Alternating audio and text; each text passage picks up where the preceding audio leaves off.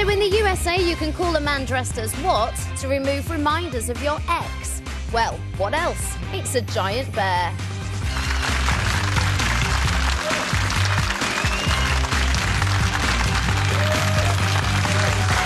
Yeah, in New York, you can pay a man dressed as a giant death bear to remove all traces of your ex from your home. There he is. And what's more, Death Bear does it for free. Strange but true, ladies and gentlemen. You're watching The Right Stuff, Friday's Right Stuff, with Craig Revel-Horwood, Larry Turner, and our special guest, Scott Capurro. You all right, Scott? Yeah, that was funny, that story. Yeah? I like that in your mouth? No, just a fur ball, actually. I had a busy morning.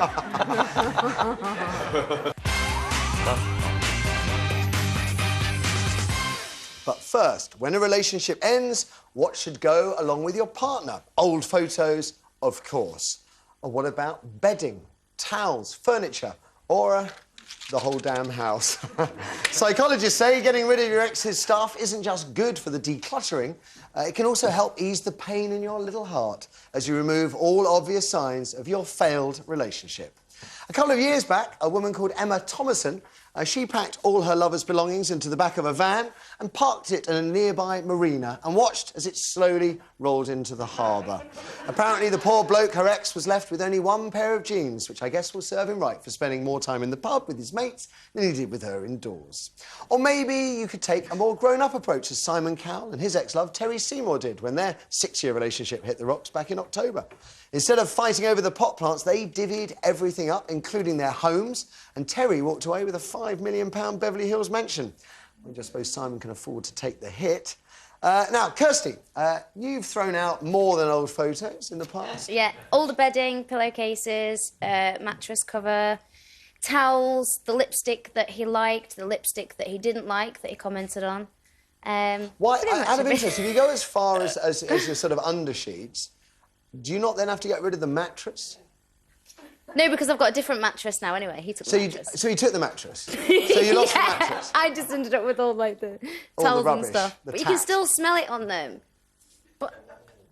not on them, you can still smell them on it. Smell them on it. Scott, I know you've had many successful relationships in your time. Right. What happens when they go wrong?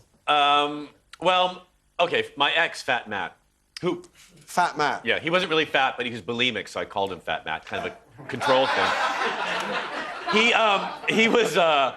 took his art very seriously because somebody had to, and he had left a lot of Just let it out, Scott. Yeah, let it out. No, look, I'm not over it. He had left a lot of his art, like little paintings and things, in the flat, gifts he'd given me, you know, and I just took everything and tossed it in the garbage. Everything he touched, like the alarm clock that he put out when he had to get up early in the morning, all the utensils, all the glasses he'd had his dirty little grubby fingers on. He's from Ohio. He wasn't very clean. Bedding? And, bedding? Not the bedding, because the bedding I'd had specially made for my bed. Yeah, I know. I'm a bit precious about my 1,200 thread cotton sheets. But other than that, some of my clothes he'd worn. I did steal a jacket of his, though, that he loved. That was something from an old punk club he used to hang on it. And I know it still tortures him to this day that I have that jacket. And I take pleasure in that. But yeah, no, you know, the reason you're not together is because you can't stand the sight or stench of one another. Absolutely. So they have to go. I mean, I don't know. These people remain friends after they break up. Why? You weren't friends to begin with. You were lovers, and that's different. Yes, I'm with you. Larry, have you thrown stuff out? I have.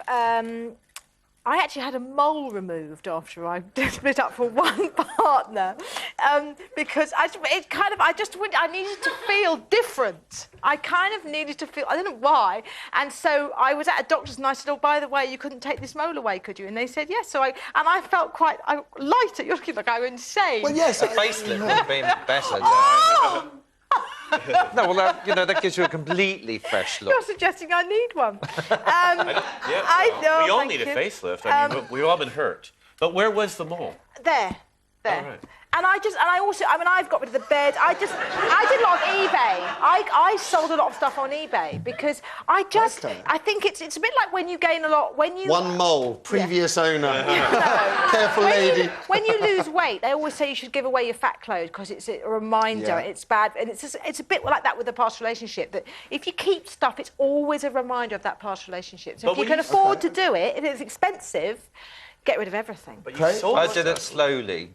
What do you do? Bit by bit, I'd send it on.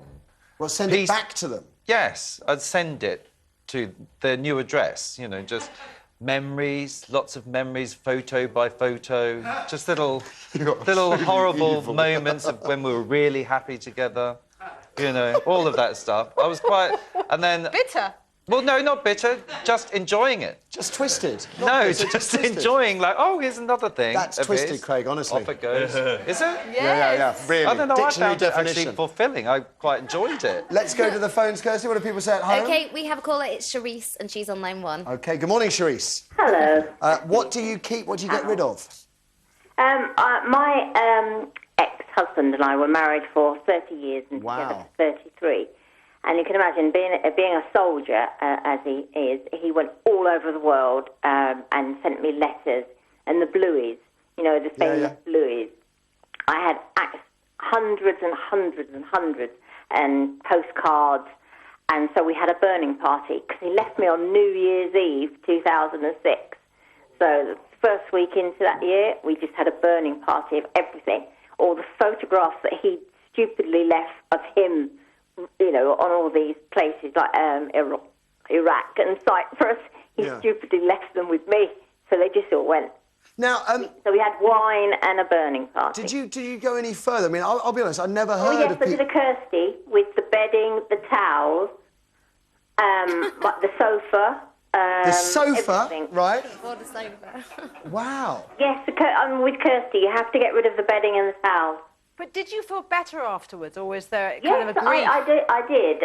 Obviously, it was a shock, sort of, you know, after that time together. But I did need to do it. And as I say, I loved my sofa, but it's gone.